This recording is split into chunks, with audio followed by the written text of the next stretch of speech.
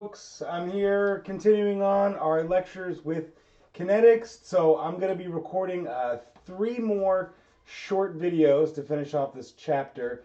This first one I'm going to record is I'm going to kind of just quickly review the summary of our reaction orders. And I'm going to give you all, I'm going to show you how to do problem solving with these reaction orders and the integrated rate laws and the half-lives. So this video will be entirely a problem solving session. Okay, so if you recall from last time, we put together all of this information, and so we talked about zero order reactions, first order reactions, and second order reactions. And if you remember, if you recall, the only way we know these are zero, first or second order is that someone did the experiment. We have to have experimental evidence that shows these are zero, first or second. In the next videos that I'm going to record after this one, I'll talk about how we could theoretically examine if something is zero, first or second. But for now, I want to talk about how we apply this information. Okay? So I've got a bunch of problems here in the notes, and we're going to go through these one by one, and I'm going to solve them here for you on my whiteboard. So here's my first problem. The decomposition of ethanol on an alumina surface catalyst was studied at 600 Kelvin. The balanced reaction is shown below. Now be careful, just because this says catalyst doesn't mean it's a zero order reaction. We have to kind of inspect the data and see what this tells us. So now it says concentration versus time data were collected for this reaction, and a plot of concentration versus time. So let's just remind ourselves. So that's going to be just concentration versus time, not like natural log of concentration versus time or anything like that. And it said it resulted in a straight line, and there's a negative slope there. So that's actually a pretty clear indication that this is, in fact, a zero order reaction. And if I look above here, right, okay, zero order reaction, plot needed for a straight line, A versus T. The slope is negative K, and the units of the rate constant are mole per liter per second. And so the fact that the slope has units of mole per liter per second, that tells me this has to be the rate constant, K, and that tells me it's a zero order reaction. So when we do this part A here, I think I'm going to need to get a new pen here shortly. Let's see, determine the rate law, the integrated rate law, and the value of the rate constant. Well, we already know that K is going to be 4.00 times 10 to the negative fifth, and I'm going to write that molarity per second. That's the same as mole per liter per second, okay? And rate constant is positive. We don't include a negative sign there. And then, actually, let's get a new pen here. Let's see. What choices do I have? How's this one? All right. Okay, B. So if the initial concentration of methanol was 1.25 times 10 to the minus 2 molar, calculate the half-life of this reaction. Oh, wait. You know what? Hold on. For part A, I just said the value of the rate constant, but I didn't say the rate law, the integrated rate law, or the normal rate law. Okay, so 1 second here. Okay, so part A, and so then we know that for zero order, the integrated rate law, I can cheat and look at the equation here. So I know that it's going to be, let's see, methanol, C2H5, OH at any time t equals negative KT plus the initial C2H5OH initial. So that's my integrated rate law. My ordinary rate law is just rate equals K, and technically I could say times the concentration of C2H5OH, but that would be raised to the 0 power, so that's why that's just equal to K. And so, okay, that's all of part A, so that's good. Okay, so now B, if the initial concentration of methanol was or excuse me, ethanol, C2H5, was 1.25 times 10 minus 2 molar. Calculate the half-life for this reaction. Okay, so then I'm going to go ahead and just erase this part A to make some room here. So part B, we need the half-life equation. So half-life for zero order is T 1/2 equals the initial methanol concentration divided by 2 times K right here. So if we go and plug those values in, so the initial methanol concentration was ethanol. I keep saying methanol. 1.25 times 10 minus 2 molar, and then 2 times the value of the rate constant. That's 2 times 4.00 times 10 minus 5 molarity per second. And here the molarity and the molarity units are going to cancel, and we have 1 over 1 over seconds. And when I plug that into my calculator, I get 156 seconds. Okay. So now then we get to part C. Part C says how much time is required for all of the 1.25 times 10 minus 2 molar ethanol to decompose. So here, there's something we have to be careful. In a zero order reaction, because I know if this is the half-life, I can just say times 2, and then I know it'll take 312 seconds for all of that ethanol to decompose. However, this was a first order reaction. It wouldn't work that way. All right? So often, I'm going to show you another way we can do this. Often when we see a problem that says how much time is required, that's where we want to go to the integrated rate law. Okay? So we remember the integrated rate law said the ethanol concentration at time t equals negative kT plus the initial ethanol. And so if it's saying how much time is required for all of this to react, that means this is going to be 0. It's all completely reacted. I know that my K is 4.00 times 10 negative 5 molar per second. Time is what I'm solving for, so I'll just leave that as a T. And now that's plus 1.25 times 10 to the minus 2 molar. And if I rearrange this algebraically, so I'm going to add this over to the other side and then divide, so then I know T is going to equal, let's see here. What did I do? Oh yeah, so I added that over. Okay, got it. Never mind.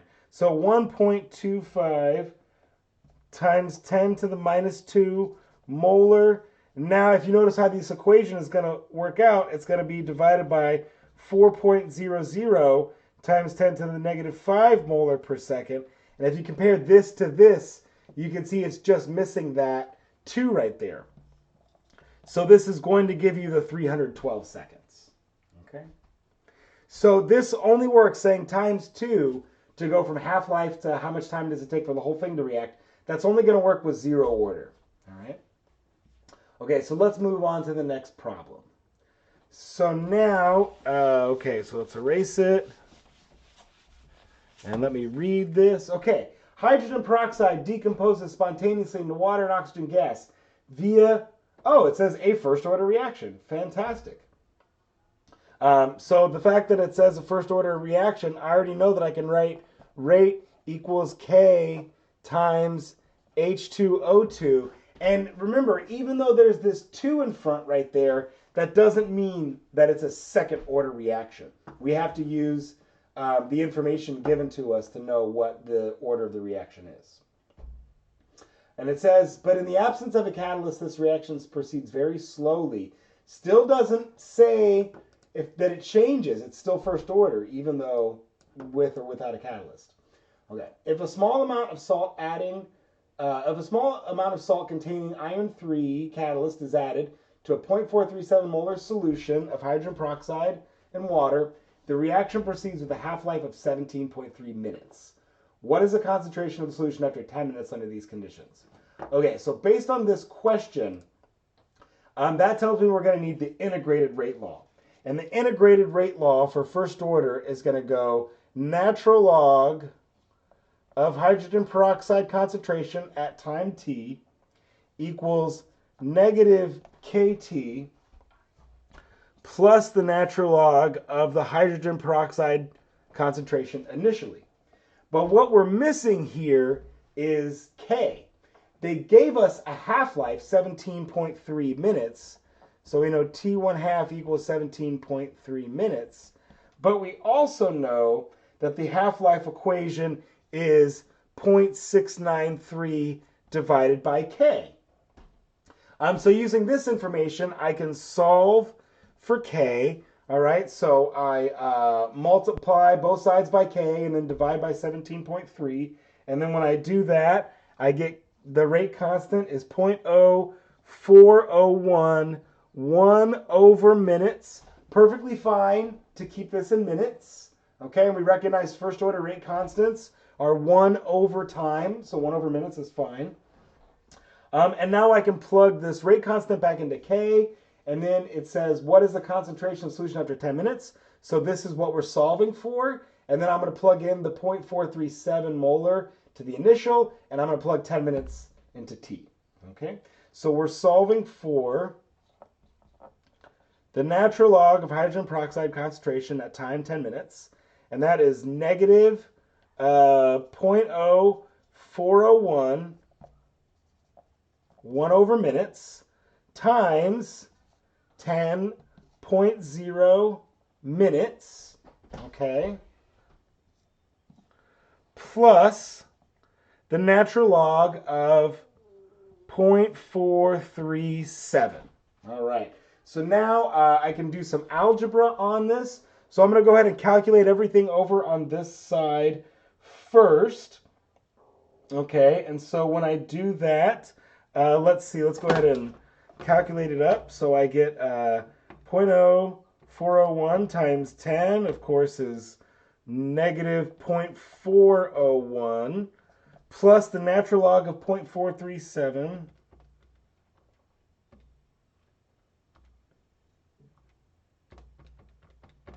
Okay, and that's, let's see, negative 0.828.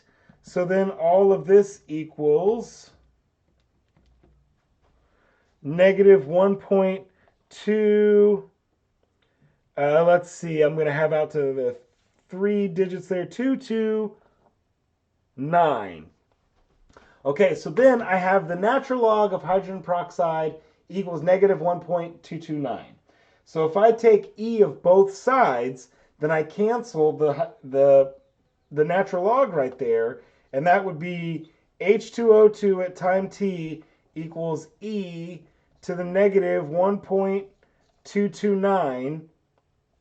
And let's see here, that is going to equal, I get 0.293 molar. And that makes really good sense because if we started off at 0.437 molar, we know the concentration is going to have to decrease. And we also know it's not going to quite be half of the concentration because we know the half-life is 17.3 minutes, but the reaction has only been proceeding for 10 minutes. So this makes good sense. Okay, so let's move on to the next problem that I have here.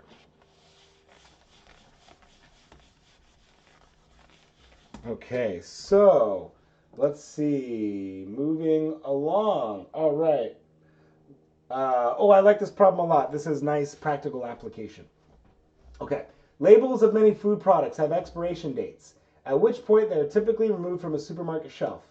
A particular yogurt degrades with a half-life of 45 days, so I'm going to write that as T1/2 equals 45 days. And the manufacturer wants the yogurt, wants the unsold product pulled from the shelves when it degrades to no more than 80% of its original quality. Assume the degradation process is first order. What would be the best if used before date on the container with respect to the date the yogurt was packaged? Okay, so there's a lot of information here. For one, we wrote down the two numbers, the only two numbers we have. And then we also know, because this is 45 days for the half-life, and they said it was first order, we know that that half-life equals 0.693 over K, and I can solve for K by rearranging this equation.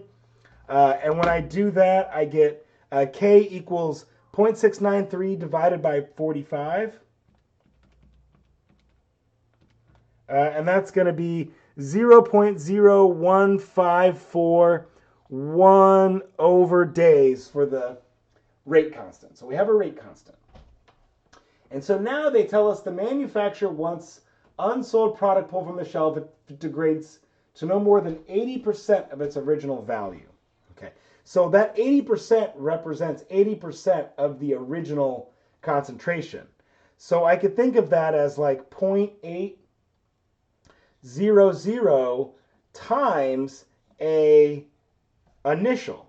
And so if I take 80% of the A initial, that's going to equal the concentration at some time t. Okay? And so then ultimately what that means is I can say 0.800 equals the ratio of AT over A0. So this is a really important thing here with first order reactions specifically. Okay? And so now what I'm going to do, I'm going to use the integrated rate law because they're asking me about time. So if they're asking me about time, I automatically know I use the integrated first order, integrated rate law equation. So I'm going to write that as natural log AT equals negative KT plus natural log of A initial. So I'm solving for time. I don't know that. I have a K. And look, I also know the ratio of AT to A0 is supposed to be 0.8. So I'm going to do some algebra on this equation here. All right? I'm going to subtract this over to this side and say natural log of AT minus natural log of A0. And then I'm also going to say, well, actually, I'll just leave that as equals negative KT for now. I remember here when I do subtraction and logs that I can write them down as a ratio.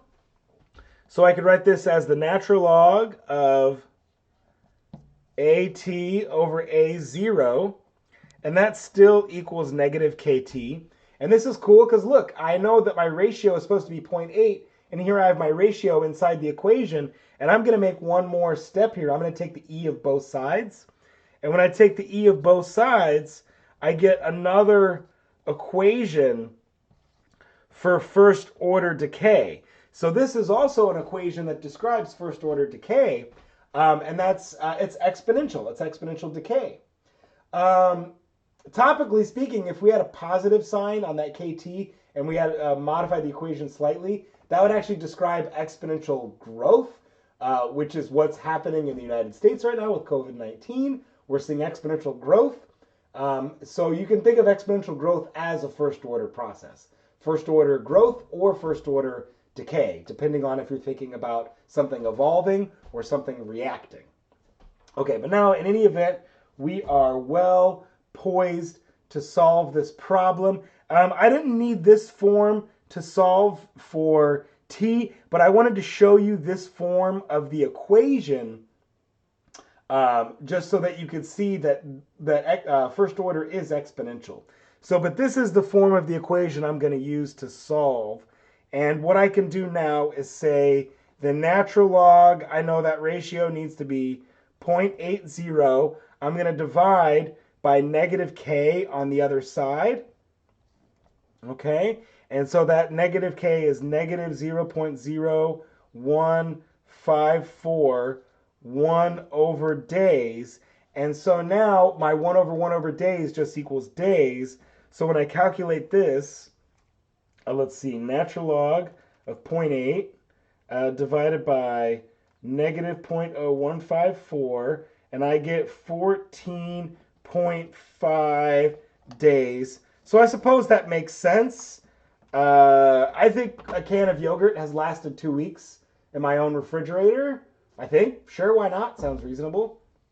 But certainly it's not 45 days, and 45 days would have been 50%, right? So we know that 80%'s got to be much less than the 45 days. Okay, and I think I've got one more problem that I'm going to walk us through in this problem-solving video. And let's see here. So here we go. Nitrous oxide N2O is used as an anesthetic, laughing gas, and in aerosol cans that produce whipped cream. It's also a potent greenhouse gas and decomposes slowly to nitrogen and oxygen. 2N2O makes 2N2 plus O2. Okay, so then it says A, if the plot of natural log of N2O as a function of time is linear, what is the rate law? So that tells me it's first order, because if it's natural log versus time makes a line, then I know that that's a linear, or excuse me, that's a first order decay. Okay, so that means the rate law is going to be rate equals K times N2O to the first power, and that's it. That's my rate law. Okay, so B. This is a little bit more tricky, and there's a couple different ways we could solve this part B. How many half-lives will it take for the concentration of N2O to reach 6.25% of its original concentration? Well, if we start playing with half-lives here for a minute, I'm gonna show you something here. Okay, so on that last problem, I just showed you that first order is exponential decay, right? So instead of plotting natural log of N2O versus time, if I just plotted the concentration of N2O versus time, then I get something that looks like this. I'm going to get this exponential decay. And if I look at where the first half-life is, you know, that would tell me, I'll say T 1/2. So that would be like my first half-life. Okay.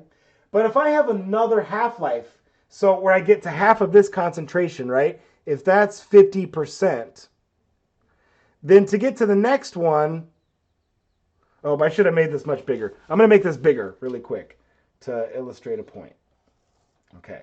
Time, hopefully this works. Concentration, and then exponential decay. And suppose this is my first half-life at 50%. So then my next half-life would be 25%. And then my next half-life would be 12.5%, right? 12.5%. And then finally, I'd get a half-life that was 6.25%, okay? So 6.25, 12.5, 25, 50, etc. And so this is important to note with first order. Technically, first order describes an equilibrium process, right? This is going to hit equilibrium. Well, I shouldn't say that. It doesn't have to necessarily be equilibrium. But if there's no equilibrium here and it just decays and decays and decays, there's technically going to be an infinite number of half-lives. Okay? So we could do this kind of equation, this like thing where we're saying 50, 25, 12.5, 6.25. And you can see 6.25 is an even half-life. But what if it wasn't 6.25? What if it was like 5.79 or something like that? Okay. So there's an equation that we can do, that we can draft up here to solve for half-lives for any first order reaction. And that's the following. It's going to be 1/2 raised to the power x, where x is the number of half-lives. And that's going to equal the percentage that I have, or in other words, the ratio of AT over A0. Okay? So if, for example, it decayed to 5.263% or whatever, then I would replace this ratio with 0.05362 or whatever, and then solve for x. So I'll show you how we can do that with the problem that we have now. So we know that this ratio is supposed to be 6.25%, so 0.0625. So now I want to solve for x. And the way I solve for x here is by taking the log, log of both sides. All right? So then I'd have the log of, and I suppose you could do the natural log too. That would work as well. That would be fine. So I could have 1/2 to the power x equals log of 0.0625. Okay? And I also recognize that when I have a log and an exponent, it comes out in front. So I can say now x log 1/2 equals log of 0.0625.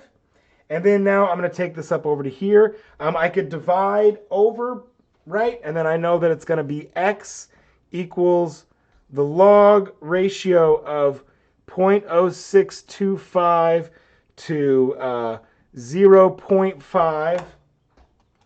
And assuming we did that algebra correctly here, and I take the log of that, okay, so hold on a second. I think I did something wrong. Let's figure out what I did wrong. Hold on a second.